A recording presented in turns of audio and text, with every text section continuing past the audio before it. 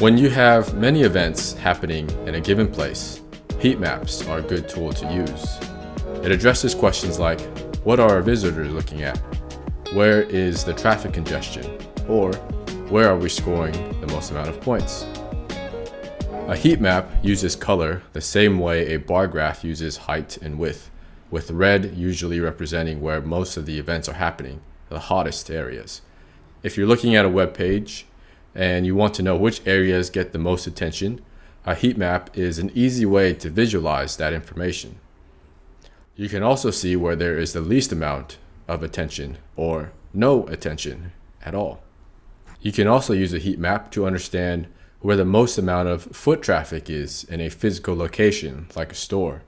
Or you can use it to understand where there is heavy traffic and which roads you should avoid or which roads you should take.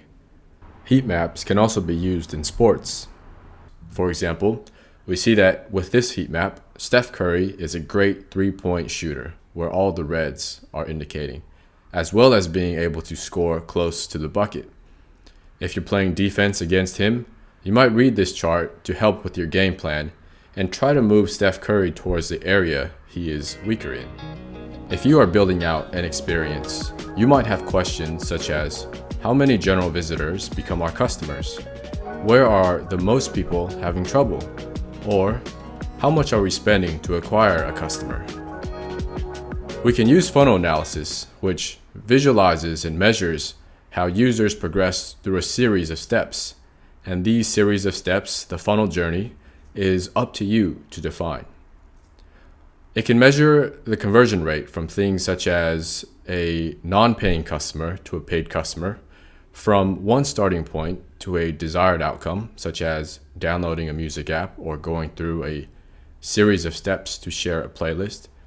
At a high level, it helps identify problems and opportunities along the way.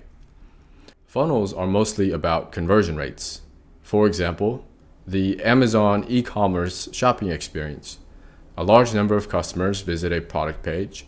Then they will proceed through a number of steps to ultimately complete the funnel where they make a purchase, and that can be defined as a funnel in itself. Here's another example when a user goes from the home page to the pricing page to the sign up page to the dashboard. Here's what the funnel visualization could look like if this were your website. If you had, say, 10,000 visitors going through this journey, you will then start to collect data on how all your users are progressing through the funnel, being able to identify things like where the highest number of drop-offs are and the progression from the beginning to the end. Another way of using funnels is through a higher level business view called AARR metrics, also known as the pirate metrics. It starts off with acquisition. How do people find you? And then it progresses through the funnel of activation. Do visitors sign up? Do they become users? And then retention. Do your users come back, or do they just sign up once and leave? Revenue. Do you make money from this user activity? Or how do you make money? And then referral. Do your users promote your product to tell others? Along this journey, you might want to understand the economics of your customer. You can use customer acquisition cost, which is the full average cost to acquire one single customer, calculated by dividing the total marketing cost over the total new customers.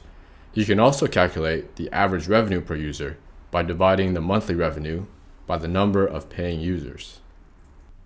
Let's go over 3 scenarios.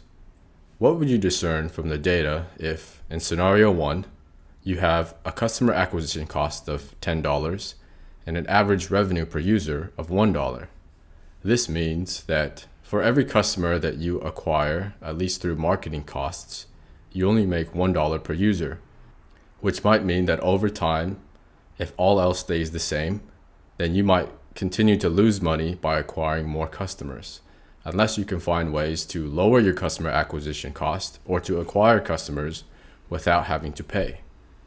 Next, in scenario 2, if your customer acquisition cost is 20 and your average revenue per user is 30, then that means for every customer that you acquire, you are earning an additional $10 in revenue.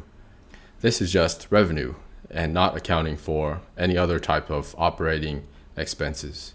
In scenario 3, although your customer acquisition cost of $10 is greater than your average revenue per user of $9, there might be other factors involved that benefit your business or product. For example, the referral rate of your customers, or how much they enjoy using your product and the sentiments that they give off. If you want to know the average number of sessions per user, you can take the total user sessions divided by the total number of users. A session is a group of interactions that someone takes on your website within a given time frame. For example, if a user browses a page, downloads something, makes a purchase, that's one session.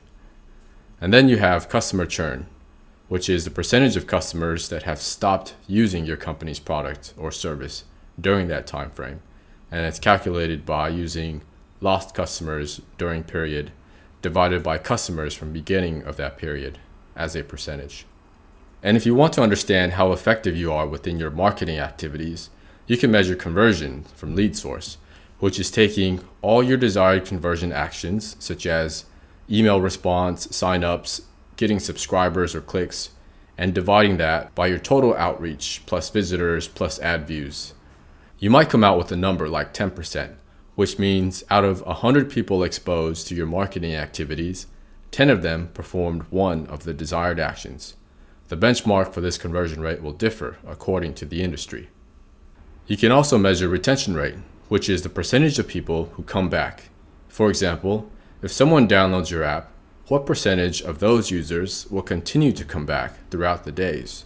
Here's a visual representation that people come back within the first few days, but after about day 7, only 10% of original users are retained. We can also measure engagement. This graph shows student engagement in online courses. We can see that in the first week, the majority of students are active, but come week 2, there is a steep drop-off. The drop-offs continue following week 2, but it is not as drastic a drop.